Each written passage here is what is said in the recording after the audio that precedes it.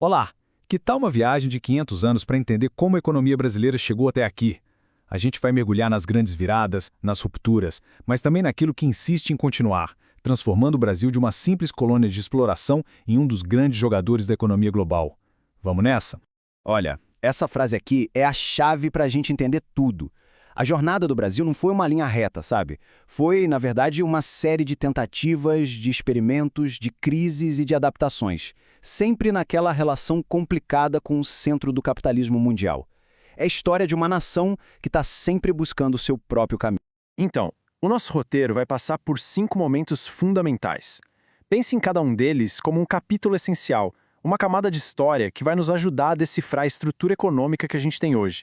Vamos começar pelo começo. Lá no início, o Brasil não foi pensado para ser uma nação. Ele foi concebido como um negócio, um empreendimento gigantesco de Portugal. E o DNA econômico que foi implantado aqui era totalmente baseado na extração e na dependência.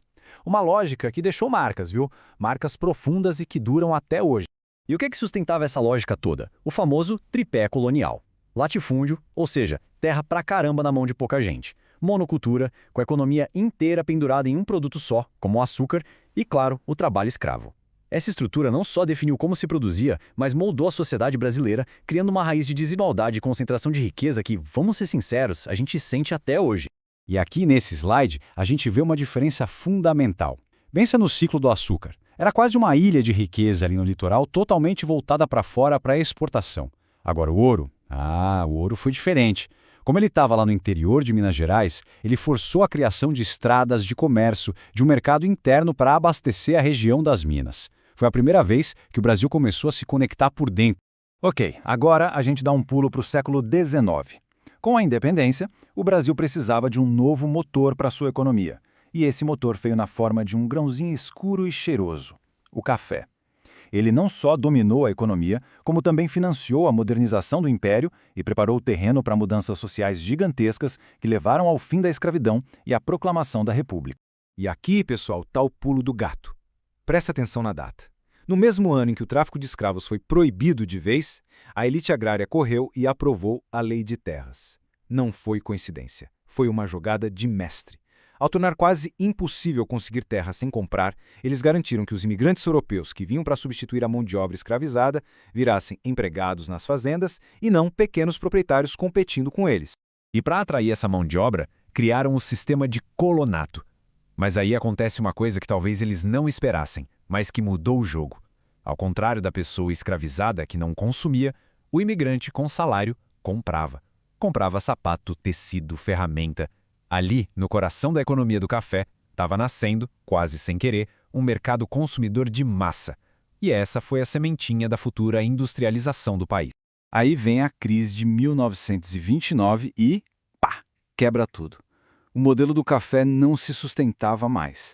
E é nesse vácuo que o Brasil, a partir de 1930, com Getúlio Vargas, decide mudar de rota, e mudar de forma radical. A nova ideia não era mais só exportar matéria-prima. O projeto era construir uma indústria nacional forte.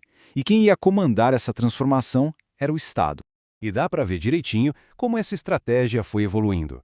Vargas focou no esqueleto da indústria, criando gigantes estatais como a CSN, de aço, e a Petrobras, de petróleo. Eram os pilares da soberania nacional. Anos depois, Juscelino Kubitschek, o JK, com seu lema 50 anos em 5, já adota um outro modelo, o do tripé.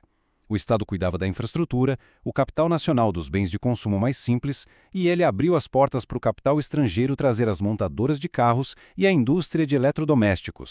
Durante o regime militar, o Brasil viveu o que ficou conhecido como milagre econômico. E olha só esses números, é uma coisa de louco. O PIB crescia, em média, mais de 11% ao ano. O país se modernizava num ritmo alucinante. Mas sempre tem um mais, né? Esse crescimento todo veio com um preço social altíssimo. E essa frase, que ficou famosa na voz do ministro da Fazenda da época, resume perfeitamente a mentalidade por trás do milagre.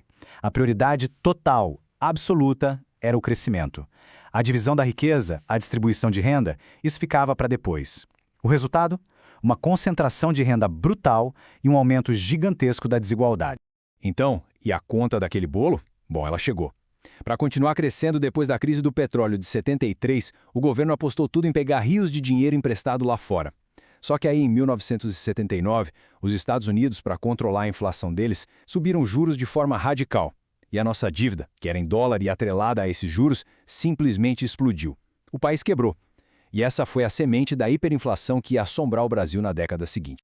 O Brasil volta a ser uma democracia, mas herda uma bomba relógio, a hiperinflação. O maior desafio do país não era mais político, era econômico. Foi uma época de caos total. Imagina ir no supermercado de manhã e o preço ser um, e de tarde já ser outro, muito mais caro. O dinheiro da população virava pó. E aí começa uma verdadeira novela.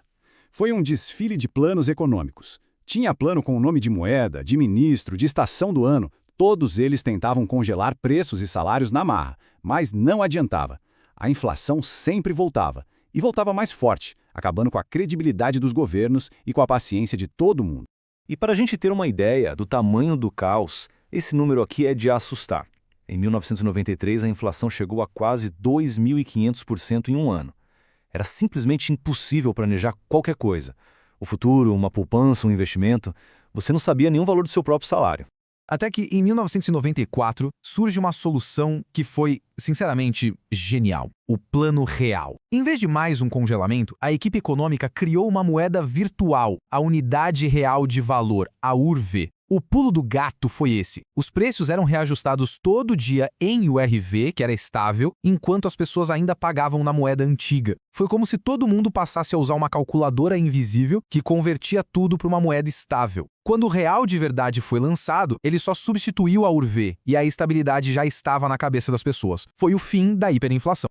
Ufa! Com a inflação finalmente sob controle, o Brasil podia respirar. Uma nova fase começou. Uma era que trouxe um novo jeito de gerenciar a economia, mas que também revelou outros desafios. Desafios novos e bem mais complexos. E para garantir que a bagunça não voltasse, a economia brasileira passou a ser guiada por um novo tripé. Lembra daquele lá do começo, o colonial? Pois é, esse aqui é a versão moderna, que rege a economia desde 1999. Metas de inflação, câmbio flutuante e responsabilidade com as contas públicas. Uma armadura contra os desequilíbrios do passado. E aí, nos anos 2000, o Brasil pegou uma onda boa de novo. Um ciclo forte de crescimento que veio de uma combinação de fatores.